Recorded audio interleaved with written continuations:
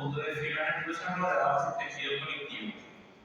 Tenemos lo que son los vasos sanguíneos y aquí tem o primeiro easter egg do dia. Escrevam aqui, vasa nervorum. Vasa nervorum.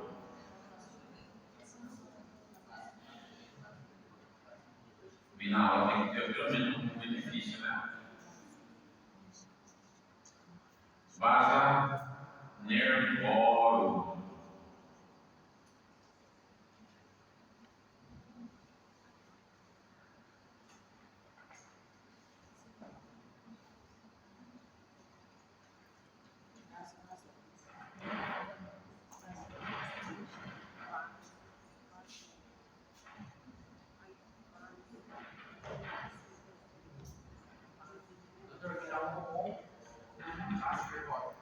Sim, vasa nervorum.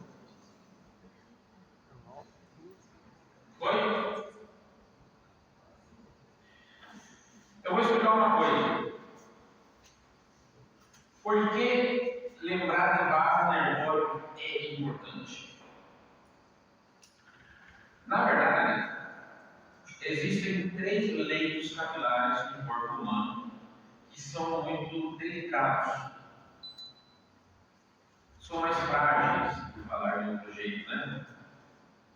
Existem 3 leitos. O primeiro leito é o leito capilar dos olhos, da retina, especificamente da retina. O segundo leito capilar, muito sensível também, é a dos néfrons do rim, né? Eles também são muito sensíveis. E por último, o outro leito capilar bastante sensível é o leito capilar dos nervos. Eles sofrem com muita facilidade. Inclusive, os capilares têm um limite, né, que aguentam até uma certa densidade do sangue. Porque quanto mais grosso for o sangue, mais vai machucar os vasos. Porque eles não estão desenhados para tipo, transportar um líquido muito grosso. Estão entendendo o que eu estou falando? E como que eu posso engrossar o sangue? Açúcar. Quando eu coloco muito açúcar, ele vira mel. Quanto mais açúcar estiver o sangue, quanto mais açúcar, os níveis de açúcar estiver o sangue, mais grosso ele fica, machucando as artérias, os leitos capilares principalmente. E aí que vem, quais são os 3 consequências da diabetes? Retinopatia diabética, nefropatia diabética e neuropatia diabética periférica. É verdade. Todo diabético. Mas como termina a história do diabético? Amputação e cegueira e colapso abdominal com uma máquina de diálise. Essa é a história final do diabético. Então, agora você já sabe. E é um leito capilar muito louco. Por quê? Porque quanto mais periférico, mais fino o capilar ainda. E mais debilitado fica. É por isso que na diabetes eles vão perdendo a sensibilidade de fora para dentro.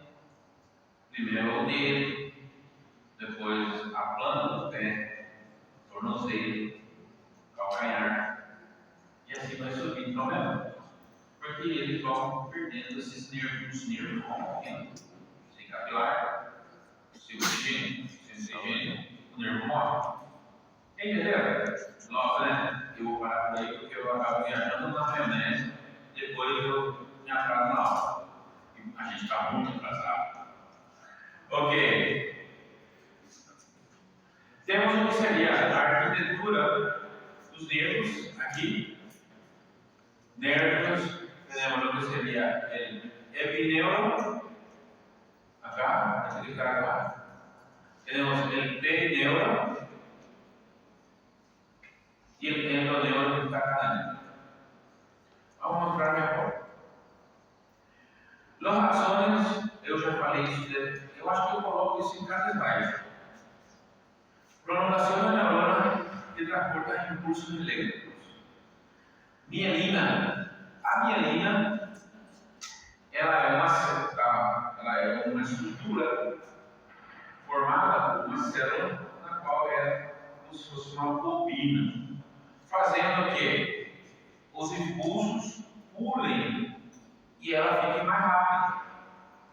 Ou seja, qual é a função da mielina? Acelerar o transporte de eletricidade na superfície celular. Ela é como se fosse uma bobina, é feita pela célula de Schwann perifericamente. Na área central é feita pelos oligodendrocítios. Ela é como se fosse uma bobina, está vendo? Quanto mais bobina ela tiver, quanto mais volta tiver a bobina, mais rápido atravessa a eletricidade. Existe algum jeito de eu acelerar a minha bobina? Existe, será? Pior que existe. Essas bobinas são atreladas à vitamina B6, creatina e glutamina. Essas três componentes fazem que aumente a quantidade de giros de bobina, ou seja, melhora a mielinização nervosa. Agora, se você não estudar, simplesmente você vai ser mais rápido. Você vai ser um burrinho rápido, né? Porque ele não vai ler por você, né? Você vai conseguir ver o TikTok mais rápido também, né? Aí depende muito de como falaria, com grandes poderes, vem grandes responsabilidades. Eu falei, se quanto mais mielina não tiver, é mais rápido. O que acontece quanto menos mielina não tiver? Desacelera, inclusive pode parar. Isso tem nome. Na verdade, tem várias doenças. Só que a maioria é chata. Só que tem uma doença que virou clichê em toda a série médica. Síndrome de Guillain-Barré. Na série eles colocam como se fosse uma coisa impossível de diagnosticar. O Dr. House, o que será? O que será? O que será, moço? Está perdendo sensibilidade de fora para dentro, ele teve uma gripe 3 semanas antes. Deixa eu pensar. Guillain-Barré. Entenderam? Só que eles vão muito pelos laboratórios, né? Só que, vou explicar uma coisa, vocês não estão obrigados a saber isso, mas eu vou ensinar uma coisa a partir de hoje para vocês. Se late feito cachorro, caminha com cachorro e tem pelo de cachorro, o que vai ser? Não late. Não, raposo, vai mais perto. Não, mas é verdade, né? Um exemplo, paciente, tem que ser sexo masculino, né? Paciente sexo masculino, tem uma dor aqui, depois de 2 vai ter uma dor aqui. Mais uma hora essa dor migra totalmente para o flanco esquerdo. Você iria aqui direita, desculpa. O que é? Apendicite. Se for homem, pode colocar dentro da sala de cirurgia com o olho fechado. Na mulher, desculpa. Porque temos. A mulher se é um pouquinho, não. É mais forte que isso? Não, porque ela tem o ovário pertinho. Então você tem que descartar uma coisa dessa. Entendeu? Se justamente Guillain-Barré, o clichê, ele saiu no Grey's Anatomy, saiu em The Good Doctor, aquele, o House, o que Chicago Med, meu Deus. O que ele quer varrer?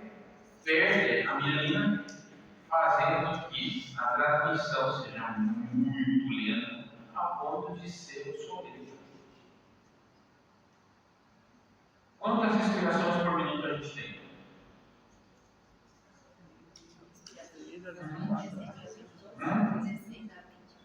12 a 20, melhor. 12 a 20. Quer dizer que o diafragma é um músculo esquelético, então ele precisa ser inervado, né? Quem inerva o diafragma? Nervo crânio. Ou seja, ele está transmitindo de 12 a 20 vezes por minuto. Não é verdade? Agora imagine que esse nervo perca as mielinhas. Ele começar a transmitir um impulso por hora. Justamente esse é o problema. Porque no Miguel Barreto, ele é uma doença autoimune, um pouquinho mais complexo que isso, mas vamos deixar aí mesmo. Na qual acontece depois de uma doença viral. Pode dar hepatite, chikungunya, pode ser também depois do Covid. Mas quem ele gosta mesmo, né? É o vírus de Epstein-Barr. Se ele tem o vírus de Epstein-Barr positivo, ele vai ter a demonstração contrária. Entenderam? E aqui, nós, quando ele começa de baixo para cima. Perde o pé, sensibilidade do pé, perde motricidade do pé, tá? Depois das pernas, aí você vai marcando. Da coxa, pelvis. Isso não mata. Mas se chegar no diafragma, você tem uma parada respiratória. Atualmente, os meios diagnósticos são muito bons. Geralmente não passa do pé. Geralmente não passa mais do pé. Antigamente, lá nos anos 80, assim, era uma coisa de você se cagar todo que você não conseguia descobrir. Não tinha muitas técnicas diagnósticas também. Entenderam? Ok. Para. Depende. Não, corticoide em altas doses. Né? Isso se chama curso terapêutico. Mas não é só isso. Tem anti-interferon gama e. Esqueci o outro. Eu só explico rapidinho isso. Não. Normal. Mas pode voltar. Mais ou menos. Ok. É o que eu tinha falado, ó. Vamos transmitir esse aqui. 1, 2, 3, cheguei. Agora vamos transmitir esse aqui. 1, 2, 3, 4, 5, 6, 7, 8, 9, 10. Ainda não cheguei. 8, 9, cheguei. Tá vendo o que é mais lento? O pulo é muito mais curto. Compreende? Top. Agora, voltando ao que era, seria evangelho, tequila produtivo, esse grisalhinho daqui, que está em volta a fio. Tem a proteção e o suporte nutricional das fibras nervosas. Perineu é esse daqui, pretinho que está aqui, tá vendo? Atua como barreira hemato-reguladora e passo de substâncias para dentro. Né? E por último, epineuta, que é a capa mais externa que rodeia os nervos. É importante saber tudo? É importante saber tudo. Mas não é importante saber qual é qual camada. Qual é a mais interna e qual é a mais externa. Anotem isso. Agora acreditam em mim? Graças a Deus, hein? Não. Muita gente cagou das calças no dia e viu que era fácil. Sabe que tem gente que justificou falsa verdadeira? Eu acho que eu mostrei pra você, né? Não, tipo, eu te consigo um dia, né?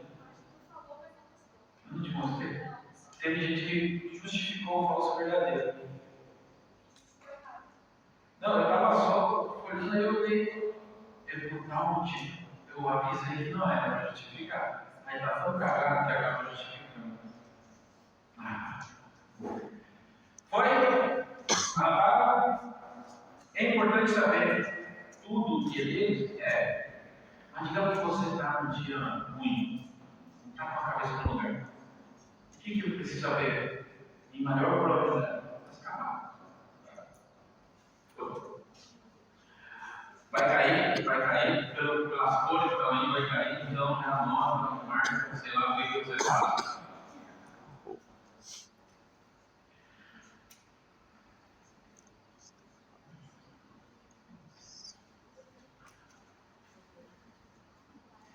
Vai cair mesmo.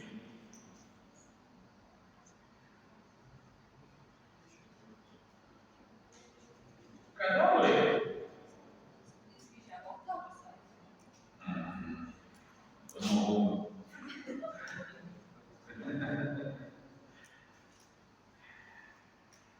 Esse é o ruim quando o professor te conhece. Você não pode dar para isso.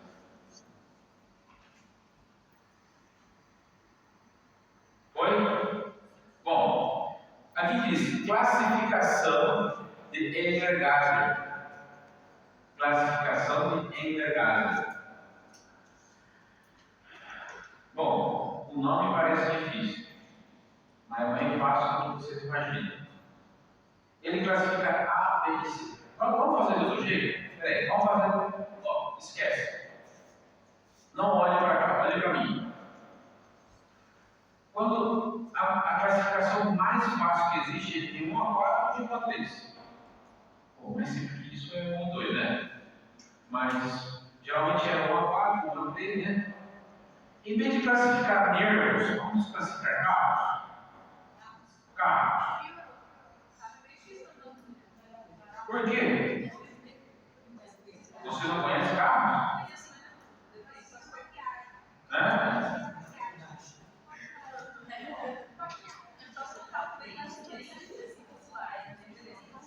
Não, vamos colocar carro. Vamos classificar eles por velocidade. Essas desenhas? Muito bem. Enfim. Então, o A vai ser o carro mais rápido. E qual vai ser o carro mais lento? Não sei. E o B vai ser então? Médio, né? Amém. Amém. Tá, então, o A é o carro mais rápido. O C é o mais lento. E o B é o meio termo. Tá, em vez de carro, vamos falar nervo. O A vai ser o mais? E o C vai ser o mais? E o B? Né? Tá. Mas a gente falou que a velocidade do nervo está atrelada ao quê? A mielina. Qual vai estar mais mielinizado? Qual não vai ter mielina? Quem vai ter poucas, mas vai ter? Acabaram de fazer a classificação de Engler-Gazler. Talvez isso aqui é fácil. Não, aí vai virar uma bagunça. Aí é o que coloca um carinho, né? Agora, A são fibras mielinizadas, tem uma subdivisão que é alfa, beta, delta e gama. Fibra B, preganglionária, autonômica, mielínicas, também tem mielina. E menor quantidade, mas também tem. Velocidade B, fibras tipo C, fibras ganglionárias, fibras postganglionárias. Autonômicas e dolor lento, não mielinizadas.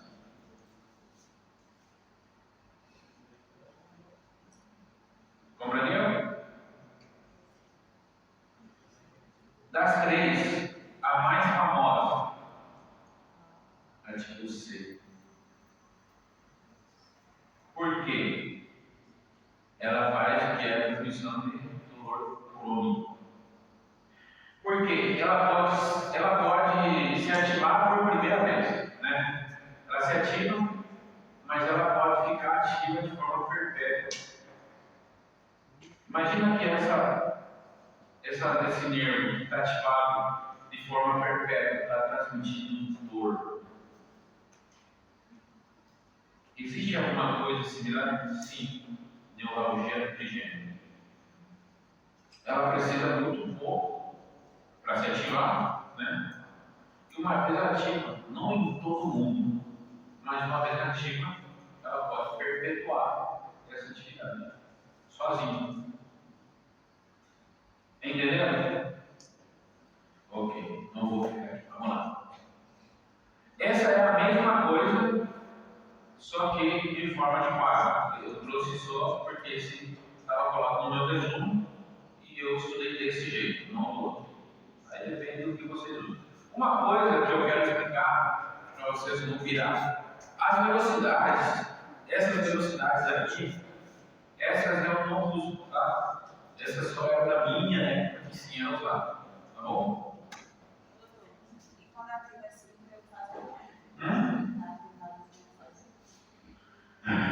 Calmante. Na verdade, a dor, ela muda de nervo para nervo.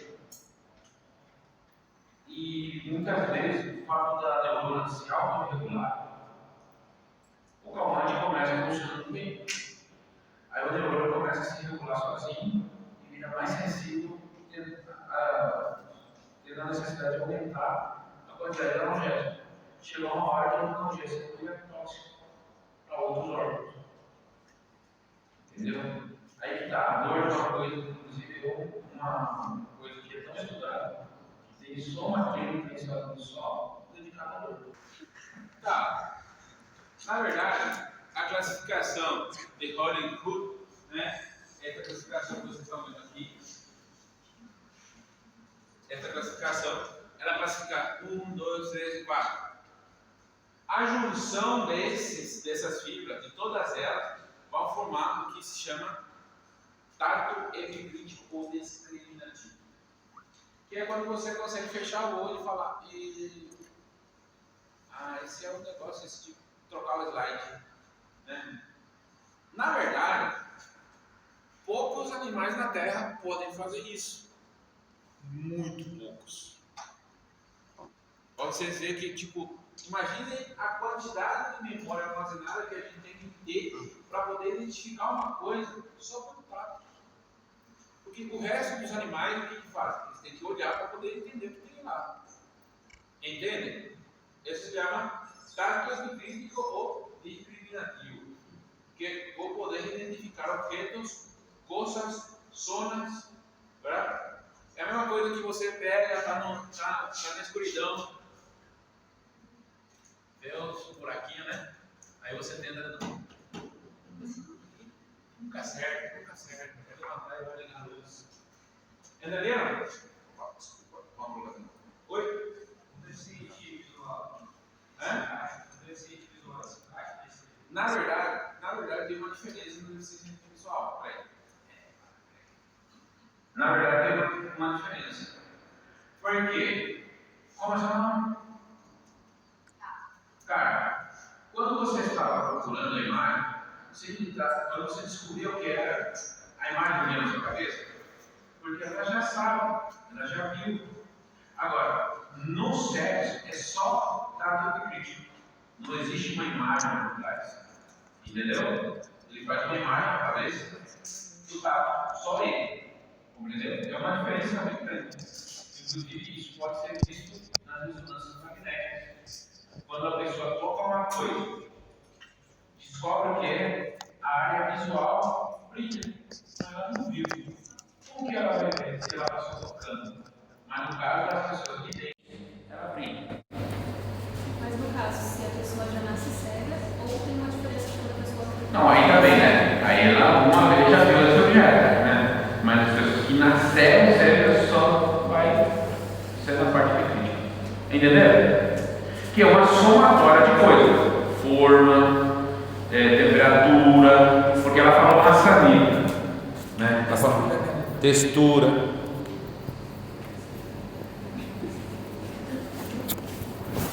Pera. Um minuto.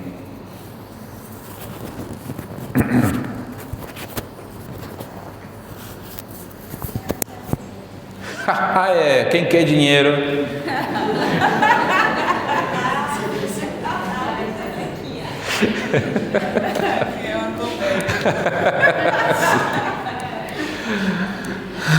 Legal. Ok, tenemos tipo 1, propioceptivo y control motor fino. Tipo 2, tacto discriminativo y presión. Tipo 3, dolor agudo, temperatura. Siempre.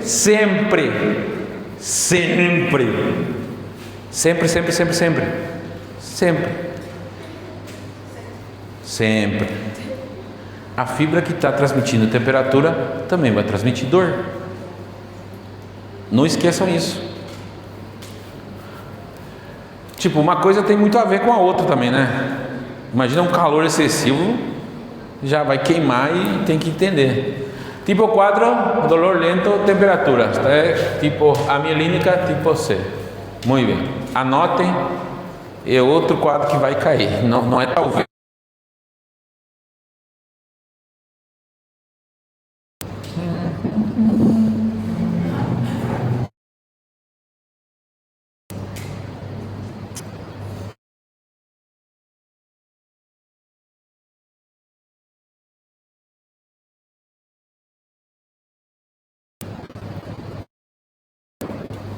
Vamos lá.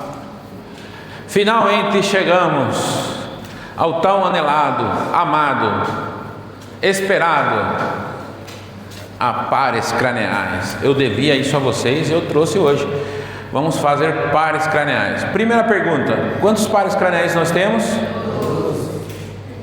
Bom, isso era até 1982.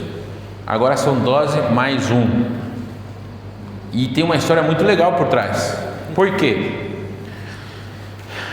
Na verdade, aqui tem um erro, que é proposital. Está faltando um nervo. E na verdade seria o número 13. Mas, vou explicar. Não escrevo. Olha para mim. Você falou tal coisa. Não, olha para mim. Em 1982 foi descoberto um novo par craneal.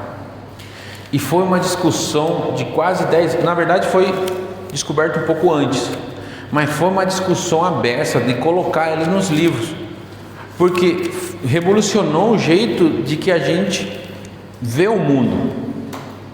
E os pares craneais, eles são enumerados de cima para baixo, em ordem onde eles vão saindo, né?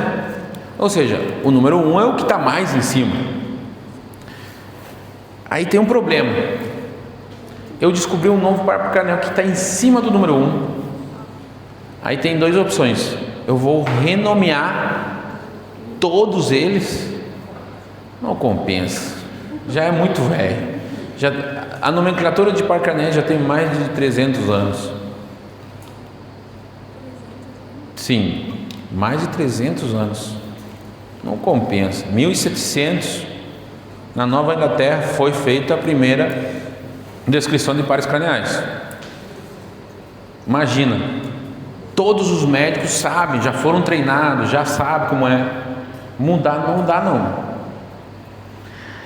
Aí eles falaram, tá, vamos colocar como par 0. Vamos colocar como par 0. E realmente foi par 0. Só que ainda assim dava uma confusão, que agora tem 13, né, pares craneais. Tem 13 pares craneais. Então eles colocaram tipo que tem 12 mais 1, que é a mesma merda, na verdade. A desculpa deles foi bem fraca. Acho que tinham que colocar diferente, mas tá bom. O par, sei lá, verdade? Compreenderam?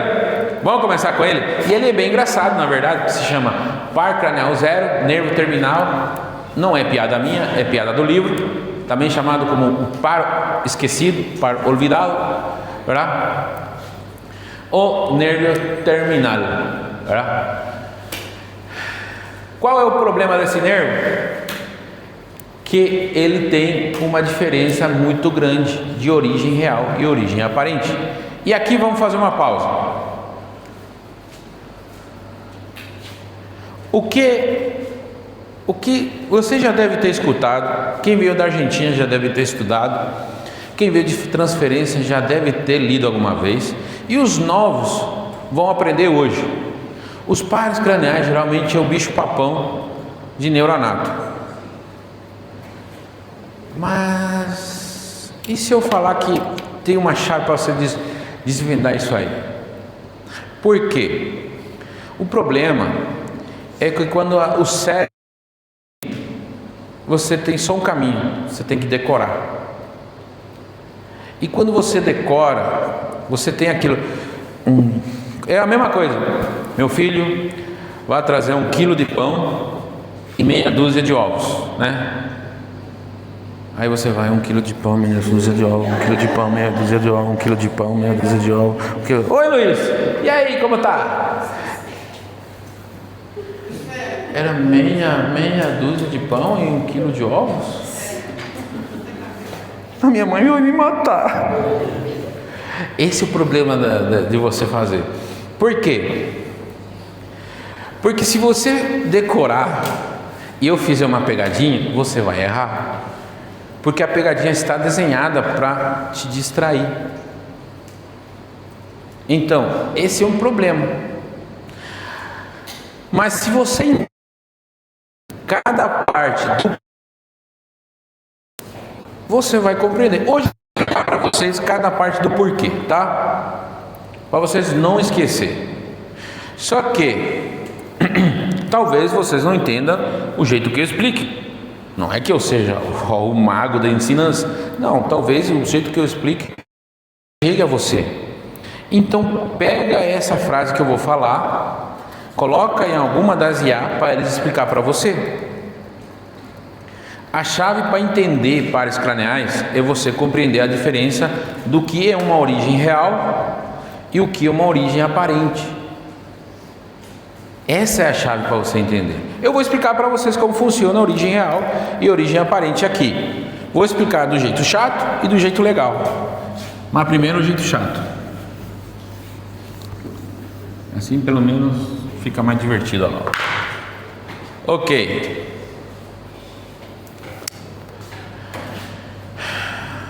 Esse é o sistema nervoso central. Aqui tem a pele, um exemplo. A pele, o nervo está saindo da pele.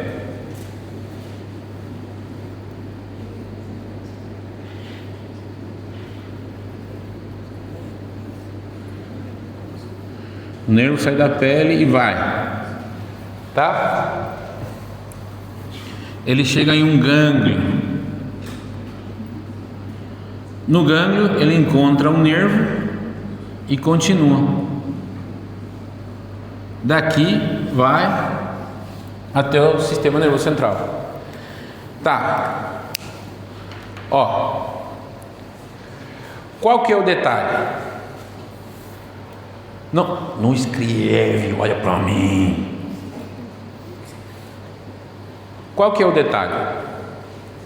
Antes mesmo de existir toda a tecnologia que temos hoje, já era descrito os nervos.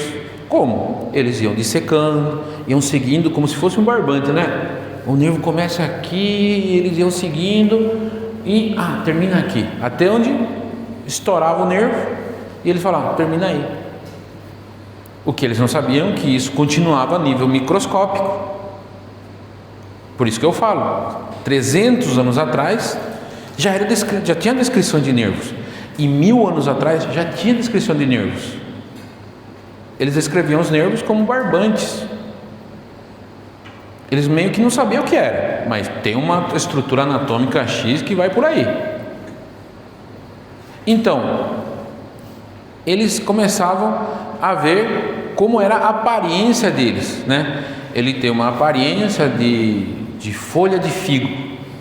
Antigamente falava o nervo facial, é um livro bem antigo chamado Boucher, é um nervo antigão, e falava, ele era mais romântico, sabe? Porque ele falava, o nervo facial tem forma de folha de figo, assim, né? Eles comparavam a aparência. Só que eles falavam que o nervo facial iniciava, aquele barbante iniciava lá dentro do crânio, porque eles não sabiam, não entendiam o que estava acontecendo, eles só olhavam a aparência dele, né? Por isso que se chama origem aparente. É aquela que você pode ver, é aquela que você pode ver onde começa e onde termina. Você pode ver com os olhos. Entenderam? Essa é a origem aparente, aquela que você consegue distinguir com os olhos. Se a gente pegar um coleguinha, matar, não, mentira. Se a gente pegar um porquinho, matar o porquinho, colocar aqui e começar a dissecar os nervos, né?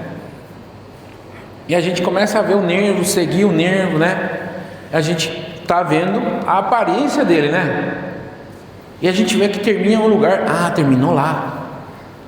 Mas isso é o que ele aparenta, na aparência de como ele termina, né? Por isso que a origem é aparente. Tudo que a gente pode ver com os olhos. Entenderam? Só que logo depois chegou a fisiologia e derrubou essa parte da neuroanatomia e mudou como a gente vê esses nervos.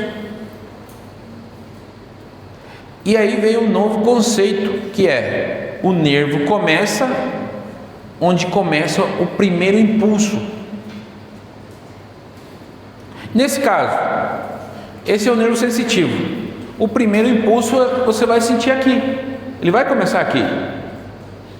Então a origem real desse nervo é na pele, não é verdade?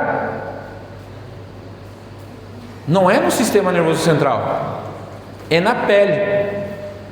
Compreendem? E de verdade, isso mudou muito. Eu tenho 2 livros muito antigos e, na verdade, eles descreviam o sistema nervoso de um jeito muito diferente do que a gente atualmente vê, por causa dos avanços tecnológicos, né?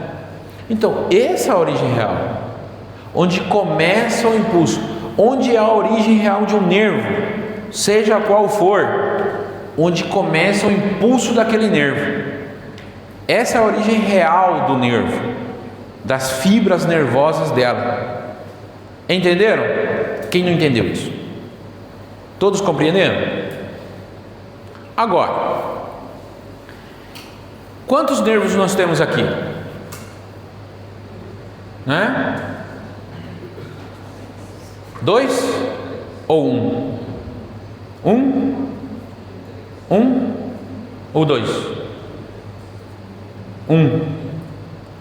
Quem dá mais? 2 lá. Aqui temos 2 nervos. Ele começa, o nervo A, o nervo A começa aqui e termina no gânglio. E o nervo B começa aqui e termina no sistema nervoso central. Nós temos 2 nervos aqui.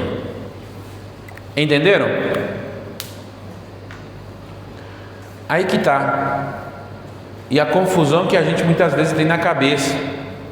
Muitos pares craniais nunca vão chegar no sistema nervoso central. O nervo, a continuação dele vai chegar, mas o par cranial em si nunca chegará ao nervo central, sistema nervoso central. Entenderam? Porque vai terminar em um gânglio.